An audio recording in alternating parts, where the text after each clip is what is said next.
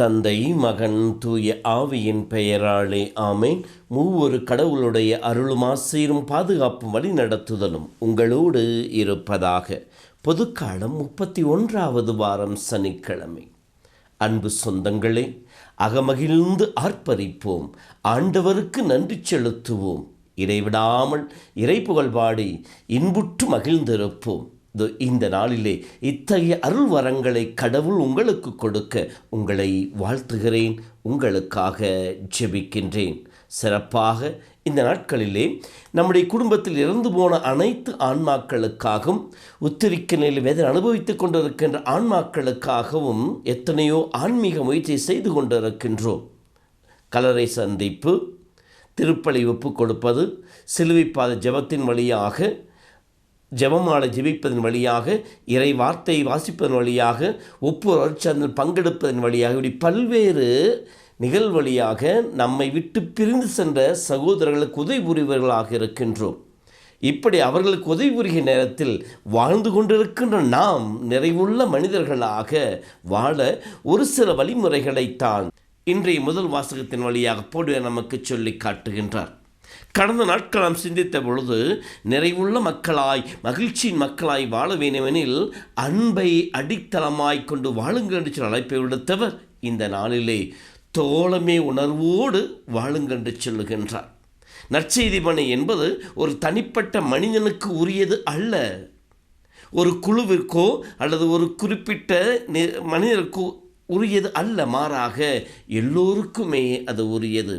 பேதுரு சொல்வதை போல நாம் அனைவருமே கடவுளுடைய அருட்கொடைகளுடைய சீரிய பொறுப்பாளர்கள், பங்காளிகள். அதை நாம் பயன்படுத்தி இணைந்து கடவுளுக்கு பணி செய்பவர்களாக இருக்க வேண்டும் என்று சொல்லி அழைப்பாரே, அதனை இணைப்பின் வழியாக, தோழமை உணர்வின் வழியாக நற்செய்தி பணி ஆற்ற வேண்டும் என்பதை நமக்கு சொல்லி காட்டுகின்றார். பகிர்ந்து நாம் பணி வாழ்வை செய்ய வேண்டும்.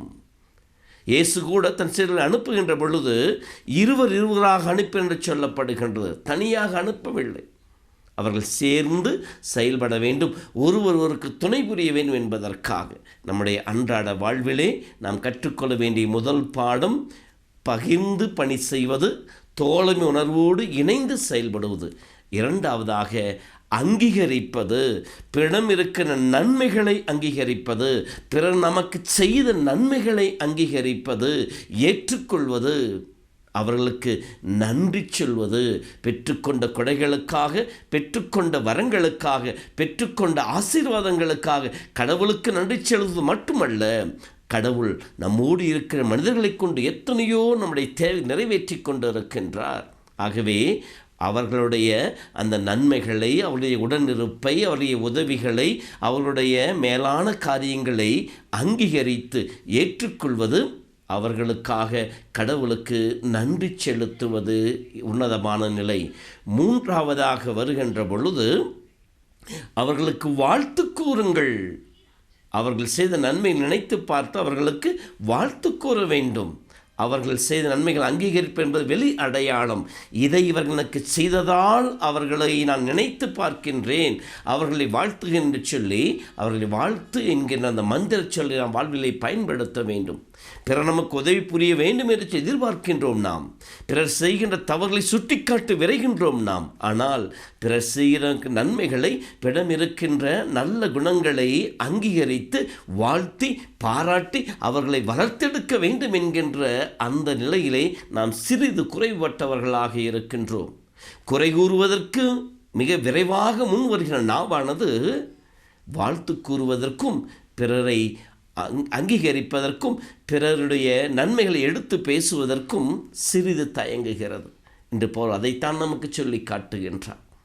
இப்படி நாம் பணியை பகிர்ந்து தோழமை உணர்வோடு ஒருவர் இணைந்து பிறரை அங்கீகரித்து நன்மைகளை ஏற்றுக்கொண்டு நன்றி செலுத்தி வாழ்த்து கூறி நம் பணிகளை செய்கின்ற பொழுது நம்முடைய உள்ளத்திலே ஒரு நிறைவு கிடைக்கும், ஒரு அமைதி இருக்கும், என்னுடைய பணியை நிறைவாக செய்வதற்கு தேவையான ஆற்றல் கிடைக்கும்.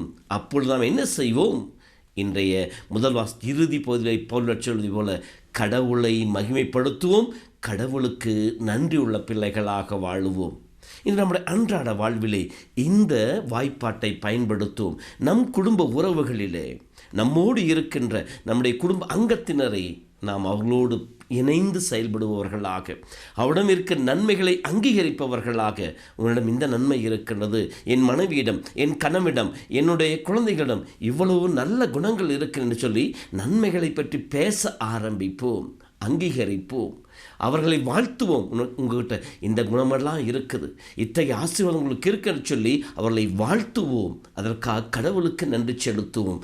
இந்த பணியை செய்கின்ற பொழுது குடும்பத்தில் இருக்கிற பிரச்சனைகள் கலைந்தோடும், சண்டை சச்சரவுகள் மறைந்து போகும், ஒருவர் இருக்கின்ற பிளவுகள் அகற்றப்பட்டு ஒன்றாக இணைந்து வாழ்கின்ற நிலை உருவாகும், குடும்பமாக இருக்கும்.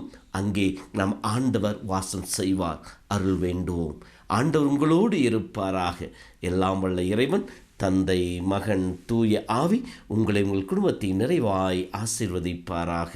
ஆமேன். பாடுவோம் நாங்கள்